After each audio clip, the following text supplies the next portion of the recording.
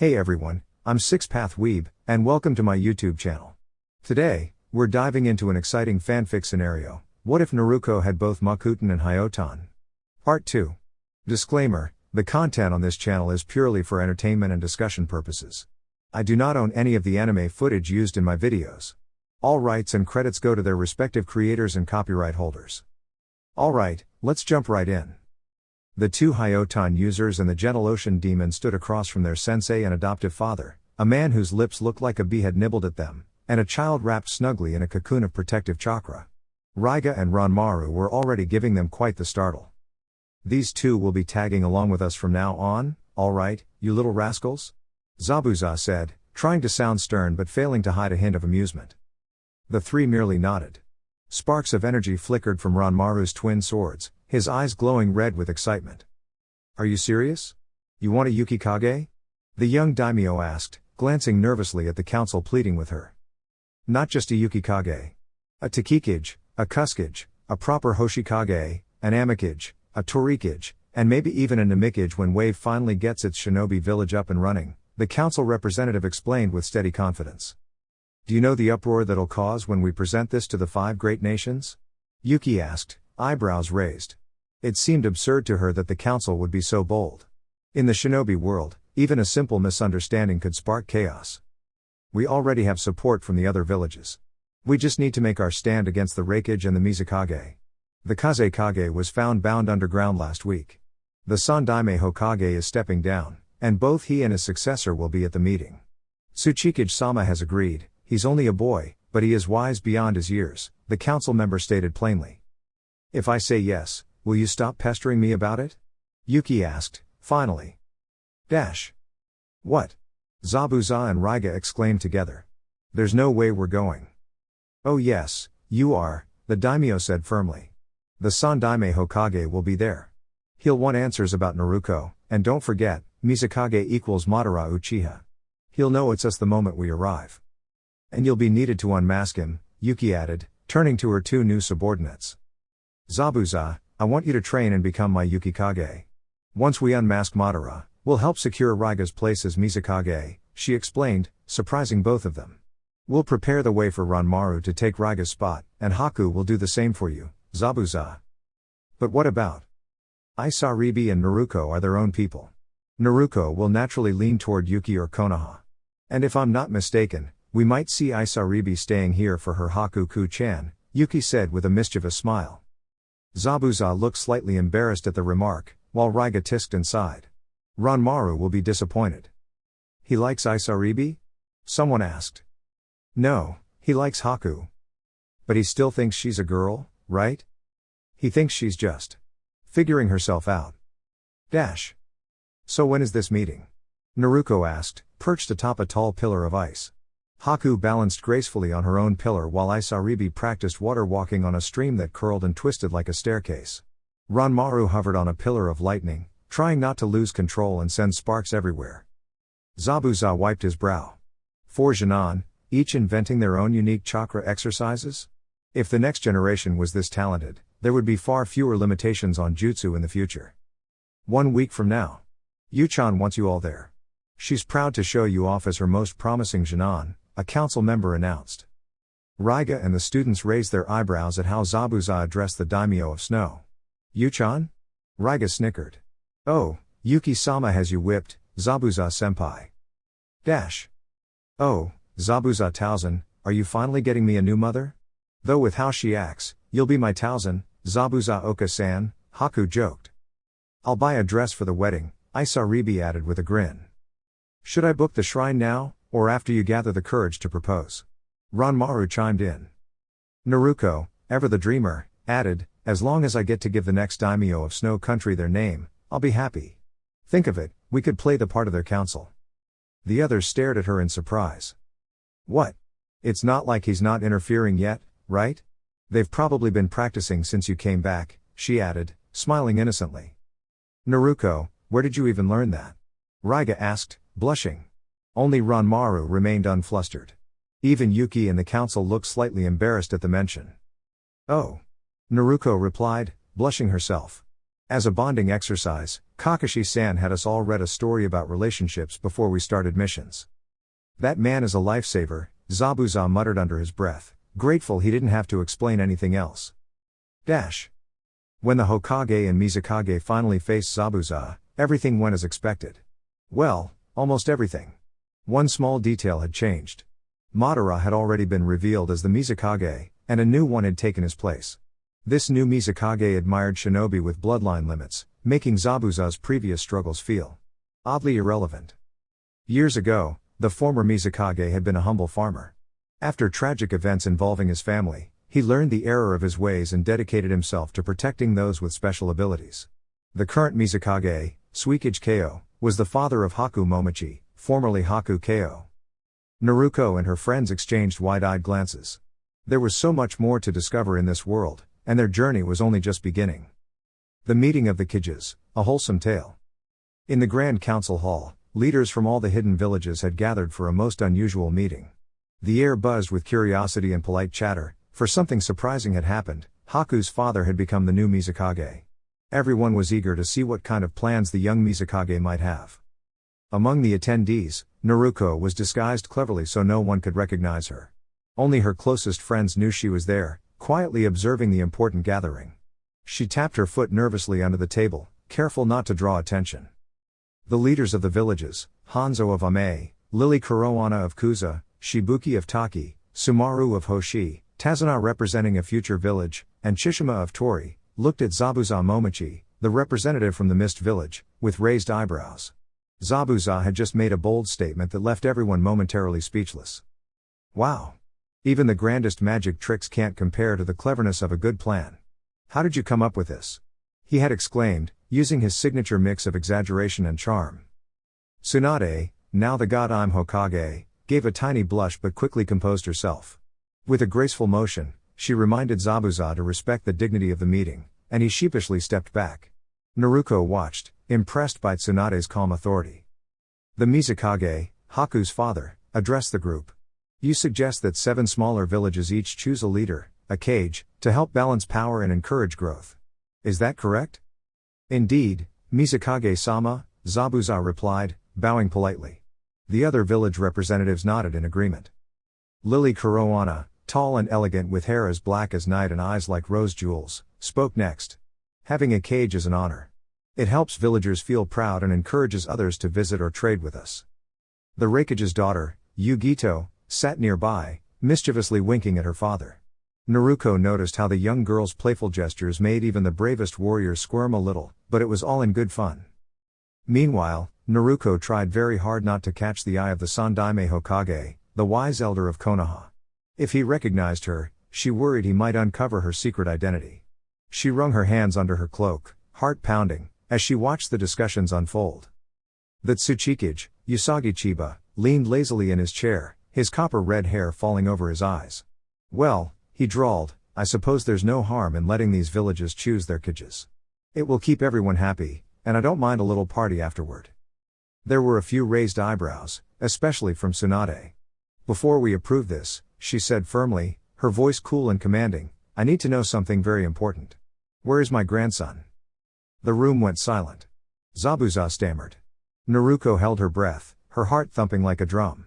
Haku's fists clenched, and even the Mizukage looked concerned. Tsunade took a deep breath, her eyes shining with resolve. Many years ago, I was married to a brave man named Dan Namikaze. Together we had a son, Minato, who became the 4th Hokage. He sacrificed much to protect our village, leaving behind a child. My grandchild. Naruko's heart skipped a beat. This was her moment, her true identity. She could feel the room holding its collective breath. That child is me, Naruko whispered softly, stepping forward just enough to reveal a hint of her bright orange scarf. The room gasped. The Mizukage, Haku, Yugito, and even Zabuza looked stunned. Yes, Tsunade continued, pride in her voice. I am Tsunade Senju, grandmother to Naruko Uzumaki. The clever, courageous girl who has been quietly watching over us today. A hush fell over the hall. For a moment, no one spoke. Then, slowly, smiles began to appear. Naruko's friends gave her a tiny thumbs up from the back. The Kages nodded with respect, impressed not by her age, but by her courage and cleverness. From that day forward, Naruko was not just a hidden observer, she became a symbol of hope and cleverness for all the villages. And while she continued her adventures in secret, she knew that when the time came, she would always have the support of her family, friends, and even the mighty Kages themselves. The moon hung high and silver in the sky, spilling gentle light into the quiet hotel room. Naruko sat by the window, still as a statue, her bright eyes reflecting the glowing orb above. The room was silent, so silent that Haku and Isaribi exchanged worried glances, unsure how to comfort her. Ranmaru returned with a steaming bowl of ramen, but Naruko didn't move. Her thoughts were far away. Next door, Zabuza and Raiga wisely stayed quiet, letting the girl be. She was deep in her own world, the weight of secrets and family resting heavily on her small shoulders. The Yondaime Hokage. Could he really be her father? The man who had sealed the Kyuubi within her also carried a part of her very being. Why had Gigi never told her? Perhaps it was to protect her, but Naruko had always sensed she was capable of understanding more than others believed. She stared at the full moon, her mind wandering back to the memories of Zabuza's unexpected kindness. Flashback. Zabuza looked at Tsunade, astonished. Why, you're Naruko's granny? He stammered. She's incredible. He received a sharp smack to the face for that, tumbling back into the wall. Tsunade's voice was stern. Enough with the nonsense. Tell me where my granddaughter is, and more importantly, where my daughter is. Haku held her breath, resisting the urge to act against her biological father. Tsunade continued. When you see her, tell her I'm sorry. Haku blinked.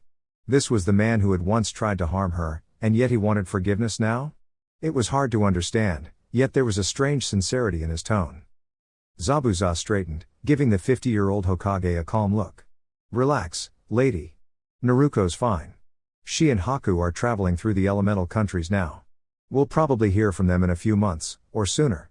Haku won't be away from her dear Isa-chan for long. Another slap came, this time from Isaribi. Why are you always getting slapped? It's not like you're telling the truth. Zabuza smirked. Exactly my point. Naruko had a family, even if she hadn't realized it fully. A grandmother searching for her, moving mountains to keep her safe. The position of Hokage had been taken to shield her from danger, from Hunter Nin, from the eyes of those who might seek to exploit the power of the Kyuubi within her. And yet, even with all the protection, questions remained. How far did that protection really stretch? Could she ever truly be safe? Left alone as Isaribi and Haku left the room, Naruko's thoughts swirled. She remembered Tsunade punching through boulders in training, clearing rubble as if it were paper. She thought of Shizune, Sakura, Sai, and Sasuke watching her grandmother's display of strength. They didn't yet know Naruko's truth. To them, she might be gone forever. Naruko understood the sadness around her. The village missed her in ways even the villagers didn't fully realize. Clouds seemed to linger longer than usual, and the laughter she often carried with her was replaced by silence. She realized something important: you don't know how bright someone's light is until it flickers away. Meanwhile, Gaara watched his father and sister, suspicion in his heart. Their sudden affection felt too sudden, too easy to believe. And yet, when he saw Naruko, something inside him shifted. There was something about her presence, the way she moved, the way she carried herself, that made his heart race in ways he didn't understand. She had a power far beyond her abilities, a presence that left an impression simply by being herself. Poor Gaara. Poor, innocent Gaara, who had no idea just how extraordinary Naruko truly was. The meeting had ended, and by the time the sun rose that morning, a handful of new cage positions had been officially filled. Kusakage, Takikage, Torikage, Namikage, Yukikage, and the Hoshikage had all been appointed, starting with the 5th cage. 11 cages stood together, sizing one another up. Tsunade looked around at the colorful robes the new cages wore. White for Yukikage. Violet for Hoshikage. Orange for Torikage. Cyan for Namikage. Indigo for Takikage. Yellow for Reikage. Brown for Tsuchikage. Blue for Kazekage. Navy for Mizukage. Red for Hokage. With all the different colors, Tsunade felt like she was part of a magical, rainbow-colored team. Somehow, the amount of blue, cyan, blue, navy, and indigo made her pause. Was the color blue secretly taking over the world, one cage at a time? Well, it seems this is goodbye, Usagi said with a long, sleepy yawn. Everyone silently wondered how this calm, lazy teenager had become Tsuchikage, but no one dared ask. Thank you for everything, Tsuchikage-sama, Reikage-sama, Mizukage-sama, Kazekage-sama, Hokage-sama, Zabuza said politely as the delegations began to leave. The hotel had been full of laughter and energy during the gathering, and now it would be quiet without them. Within an hour, only the delegations from Yuki and Konoha remained. Zabuza leaned closer to Tsunade. "Oh, Tsunade-hime, I have some news for you," he said. "Yes, Zabu, Yukikage Dono?"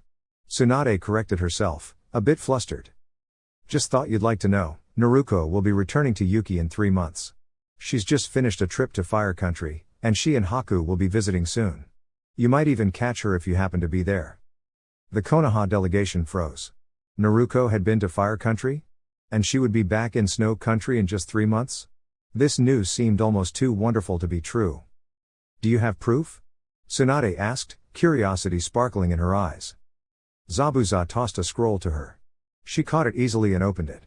Her eyes widened as she recognized the neat, familiar handwriting. Zabuza to-san. "Guess what? Haku and I just left Fire Country and we're on our way back. We'll be back in Snow Country soon, so have our rooms ready in 3 months. Haku and I will be bringing presents. We ran into some travelers along the way, but Haku handled everything. I heard about the meeting thingy. If you see G-san there, say hi for me. How's Yuki? And Isaribi? Are Ranmaru and Raiga having fun? I can't wait to see everyone again. Haku is dragging me back for my birthday celebrations, so be ready. It's on October 10th. Did you know? Can't wait to see you all soon. Love, Naruko. P.S. Save me a big treat when I get there. Haku won't let me have any along the way." Tsunade read the letter aloud to Sasuke, Sakura, Kakashi, Hinata, and the Jounins. Everyone listened, wide-eyed, as if they had just discovered a treasure map to happiness itself. Meanwhile, a few miles away, the Yuki delegation erupted into laughter. "Did you see their faces?" Zabuza wheezed. "They looked like they'd seen a ghost." Isaribi giggled. "I can't believe they fell for that. They really did, didn't they?" Haku, observing from a distance, chuckled quietly. Sometimes a little mischief is the best way to make everyone happy. Naruko, supporting Raiga as they walked, grinned. "We pulled a little trick. It's fun to see how surprised everyone can get, but now we have to get ready for the real fun, visiting everyone and bringing joy to Snow Country." Ranmaru looked at her, curiosity bright in his eyes. "Does this mean you're really coming back?" Naruko laughed, twirling in delight. "Of course. Who would want to leave family and friends behind when there's so much fun to share together?" And with that, the Yuki delegation returned to their preparations, hearts light with laughter and excitement, ready for Naruko's long-awaited visit. Dear YouTube family, this is all for now. If you enjoyed the content, don't forget to like, share, and subscribe. Your support means everything. Regards. 6 Path Weeb.